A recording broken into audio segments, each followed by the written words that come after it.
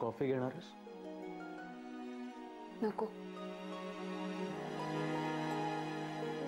जे आता सरही आलेत, आता काय करायचंय आपण? मलाही काही कळत नाहीये ग.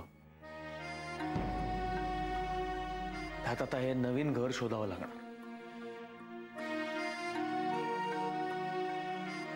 मी नेटवर काही ऑप्शन शॉर्टलिस्ट केलं. संध्याकाळी आपण एकत्र जाऊ आणि बघू. पण त्यांनी इथला प्रॉब्लेम सॉल्व्ह होणार नाहीये ना जय. आऊंशी नजर मिळवायला सुद्धा भीती वाटते आता मला. घडल्या प्रकाराबद्दल आऊंनी काहीच विचारलं नाही याचं जास्त गिल्टी फील होतंय. जय, काका आणि आऊ पुन्हा कधी ना कधी भेटतीलच ना. या विषयावर त्यांचं नक्की बोलणं होईल. मग तेव्हा जर आऊंना कळलं की आपलं लग्न झालंय तर त्या किती हर्ट होती. आदिती, ते आज ना उद्या कळणारच आहे. ही गोष्ट आता लपून राहणार नाहीये.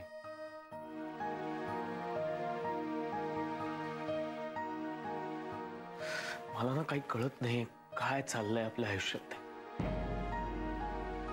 आणि आता ना पुरे झालं सगळं. नाही, मला काकांपासून आपण दूर जातोय याचं वाईट वाटतच आहे. पण कुठेतरी मन हलकं झाल्यासारखंही वाटतंय. कारण काकांपासून आता काहीही लपून राहिलेलं नाही. हे मला नकोसं झालंय का हे सगळं. मला ना या सगळ्यातनं बाहेर पडावं असं वाटतंय अदिती.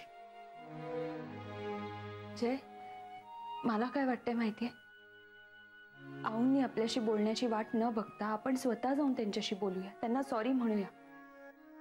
केतकर काकाच माझे काका आहेत हे मी आऊंपासून लपवलं म्हणून त्यांना किती वाईट वाटलं असेल. जय, त्यांच्याशी जाऊन बोलायलाच हवं. मला हे सगळं पटतंय, पण आता आऊ माफ नाही करणार आपल्याला. करते आपण आपल्याकडून प्रयत्न करून बघायला काय हरकत आहे. जय, मी जाऊन आऊंशी बोलते.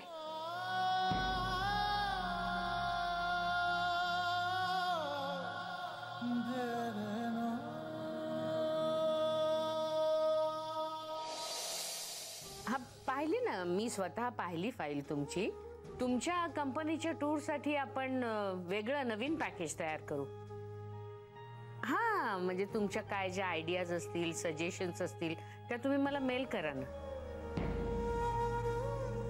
अहो नक्की, मी तुम्हाला खात्री देते हे डील तुमच्यासाठी नक्की फायद्याचं ठरेल. ओके ओके, बोलू आपण नंतर. हा, ओके, बाय. अगं बस ना अदिती.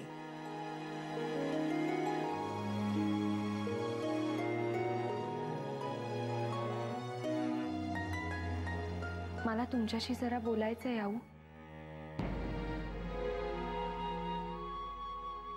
सॉरी, मी तुम्हाला. तू माझ्यापासून खरी गोष्ट का लपवून ठेवलीस? दिन्या म्हणजेच तुझे केतकर काका हे तुम्हाला का नाही सांगितलंस?